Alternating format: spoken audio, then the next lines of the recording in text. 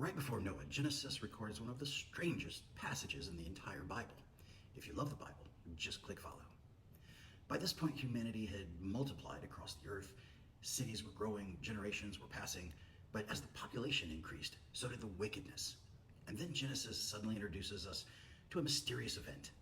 The Bible tells us that the sons of God saw that the daughters of men were beautiful, and they took wives for themselves. Immediately questions begin, right?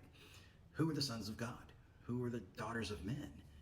And for thousands of years, Christians and Jewish scholars alike have debated exactly what these verses mean. Some believe the sons of God were angelic beings. Others believe they were descendants of Seth. Still others have looked at different explanations throughout history, but the truth is that Genesis records the event, but doesn't stop to explain every detail.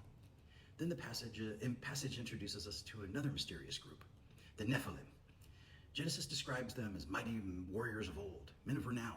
In other words, powerful figures whose reputation was known throughout the ancient world. But once again, the Bible gives us only a glimpse before moving on. And I think that might be the point, because while people often focus on the mystery, Genesis seems focused on something much bigger. Something had gone terribly wrong. Humanity was becoming increasingly corrupt, violence was spreading, the world was definitely moving further and further from God.